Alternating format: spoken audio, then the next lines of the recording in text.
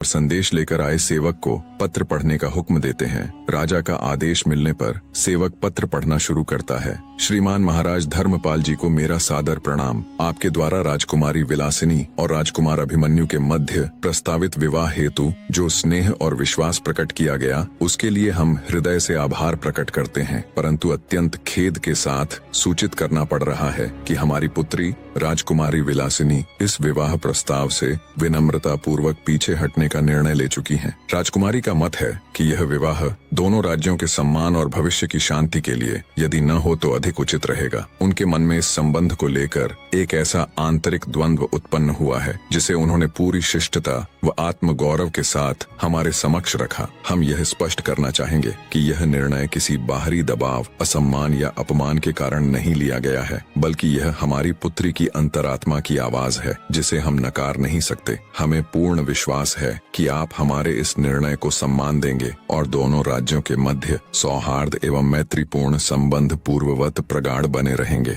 आपका सदा शुभ चिंतक महाराज रत्नवर्धन सिंह। ये खबर सुनते ही राजा धर्मपाल के पैरों नीचे से जमीन खिसक जाती है। विवाह की सारी तैयारियां हो चुकी थीं, पर अब अचानक ये मनहूस खबर। ये दूसरी बार था जब उनके बेटे के विवाह में अड़चन आई थी। राजा धर्मपाल अपने सिर को पकड़कर गहरी चिंता में चले जाते हैं। दूसरी बार घटी इस दुखद घटना के कारण राजा धर्मपाल दुखी हृदय से ये सोच ही रहे थे कि पता नहीं उनके पुत्र के साथ ही बार बार ये सब क्यों हो रहा है। इतने में दरबार में ही मौजूद राजकुमार अभिमन्यु उठकर उनके पास आते हैं और गुस्से से कहते हैं, देख लिया पिताजी, हम तो आपको पहले ही मना कर रहे थे और कह रहे थे कि अगर हमारे भाग्य में विवाह सुख होता तो हमारी पहली पत्नी मरती ही नहीं, पर आप किसी की सुने तब ना। अब बस बहुत हुआ ये सब। अब अगर फिर से आपने मेरा विवाह करने की कोशिश की तो आप मेरा मरा मुंह देखेंगे। इतनी बात कहकर गुस्से और दुख के मिश्रित भावों के साथ राजकुमार अभिमन्यु पैर पटकते हुए दरबार से चले जाते हैं। इधर राजकुमारी तारा भी प्रतापगढ़ पहुंच जाती है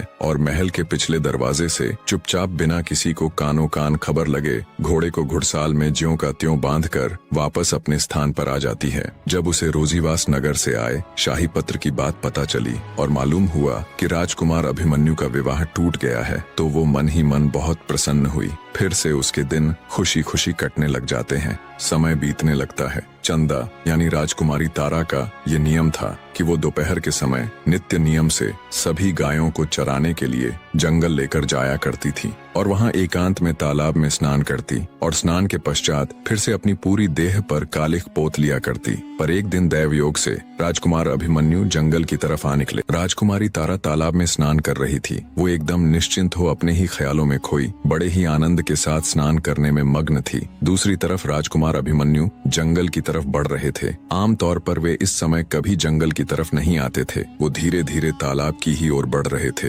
राजकुमारी तारा अपने निर्धारित समय में स्नान कर वस्त्र आदि पहनने के उपरांत आखिर में बचे हुए अपने हाथों के ऊपर कालिख पोत रही थी। तब तक राजकुमार अभिमन्यु घूमते घूमते जब वे तालाब के पास पहुंचे तो उनकी नजर राजकुमारी तारावती पर गई। राजकुमारी का मुख उस समय दूसरी दिशा में था। वो बड़े ही आराम से आखिर में बचे अपने हाथों पर कालिख पोतने में तल्लीन थी। राजकुमार की नजर जब उसके गोरे हाथों पर गई तो वो अचंभित हो गया। ये कैसे हो सकता है? इसके हाथ इतने गोरे कैसे हो सकते हैं? ये तो काली थी ना। क्या ये कुछ छिपा रही है? क्या इसकी हकीकत कुछ और ही है? जरूर इसके पीछे कोई तो रहस्य है। एकदम से ऐसे अनेकों सवाल राजकुमार अभिमन्यु के दिमाग में उथल पुथल मचाने लगे। तभी राजकुमार ने विचार किया कि अभी उसके पास जाए और उसी से इस सब के बारे में पूछे। पर अगले ही पल वो कुछ सोचकर रुक गया। उसने विचार किया कि वो कल फिर से इसी समय यहाँ आएगा और पूरी सच्चाई का पता लगाएगा। इसी सोच के साथ राजकुमार अभिमन्यु ने चुपचाप अपना घोड़ा वापस मोड़ लिया और जरा सा भी शोर किए बिना वहाँ से चला गया।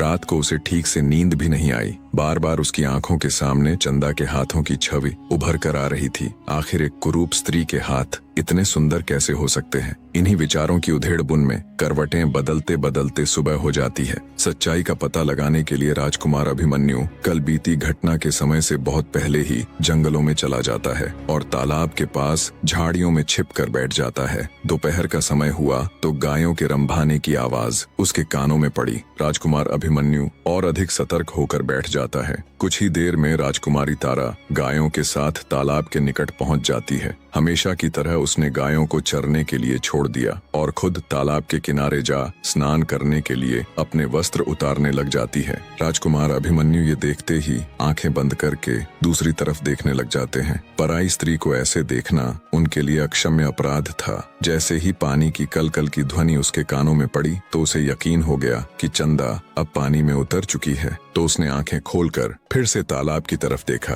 पानी में उतरते ही चंदा यानी राजकुमारी तारा की कालिख उतर चुकी थी और उसका सुंदर चेहरा दमक रहा था। जब राजकुमार की नजर उसके चमकते हुए बेदाग चेहरे पर पड़ी तो तुरंत उसे झटका सा लगा। वही सुंदरता, वही होंठ, वही कजरारी आंखें, वही मासूमियत, वही तेज।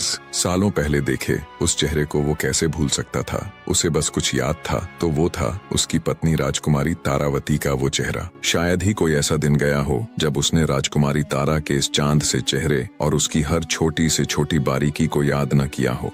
राजकुमारी आनंदित हो स्नान कर रही थी और राजकुमार फटी आंखों से बस उसे देखे जा रहा था। उसकी बुद्धि ने काम करना बंद कर दिया था। उसे यकीन ही नहीं हो रहा था कि उसके सामने घटित हो रहा ये दृश्य सच है या कोई सपना। क्या सच में उसके सामने उसकी पत्नी राजकुमारी तारा है या कोई और? एक साथ इतना सब कुछ वो सहन नहीं कर पाया और वहीं गश खाकर गिर पड़ा। जब राजकुमार की मूर्छा टूटी और उसे होश आया तो देखा वहां कोई नहीं था। चंदा वहां से जा चुकी थी और दिन भी ढल चुका था। विचारों के सागर में मंथन करते हुए राजकुमार अभिमन्यु वापस महल में आ गया। बिना खाना खाए, बिना जलपान किए वो सीधे अपने कमरे में चला गया और फिर से वही सब सोचने लगा। क्या मैंने आज जो कुछ देखा वही सत्य है? क्या मेरा दिल जो कह रहा है वही सत्य है? लेकिन कैसे? ऐसा कैसे हो सकता है? तारा तो बहुत साल पहले मर चुकी है और कहाँ महल में काम करने वाली कुरूप चंदा? आखिर क्यों मेरा दिल उसकी तरफ खींचा चला जा रहा है? इसमें कुछ तो रहस्य है। मैं इस रहस्य को खोल कर रहूंगा। अगले दिन फिर से राजकुमार चंदा के आने से पहले ही जंगल में जाकर उसी जगह पर झाड़ियों की आड़ लेकर बैठ गया।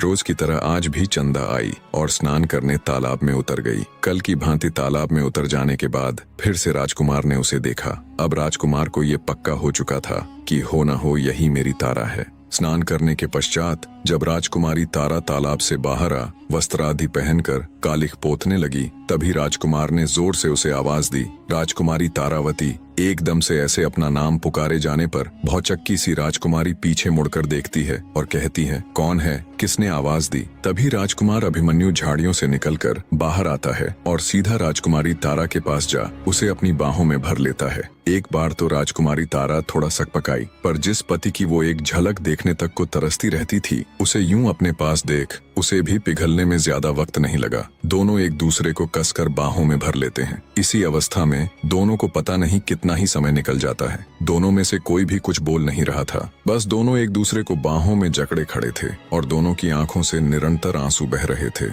बहुत देर बाद राजकुमार बोला, मुझे पता था ये तुम ही हो, पर अब तक तुम ऐसे क्यों रह रही थी? क्यों तुमने किसी को कुछ नहीं बताया? अनजाने में कितने ही जुल्म हुए तुम पर। जब तुम जिंदा थी तो क्यों अपनी मृत्यु का संदेश भेजा और फिर क्यों यहाँ इतनी मुश्किलों में एक छोटी सी नौकरानी बनकर रही? राजकुमार ने एक साथ ढेरों सवाल दाग दिए, पर राजकुमारी तारा बिना एक भी शब्द बोले बस रोए जा रही थी। उसे तो जैसे आज सारा जहां मिल गया हो। कुछ देर बाद दोनों थोड़े शांत हुए तो वहीं तालाब के किनारे बैठ गए। राजकुमार का अपने प्रति प्रेम और सम्मान देखकर राजकुमारी तारा ने निश्चय किया कि वो राजकुमार को सब बता देंगी। यही वो अनुकूल समय है। फिर राजकुमारी ने शुरू से लेकर अंत तक अपनी पूरी व्यथा बहते नेत्रों के साथ राजकुमार अभिमन्यु के आगे कह सुनाई। सब कुछ जानने सुनने के बाद राजकुमार अभिमन्यु भौचक्का रह जाता है।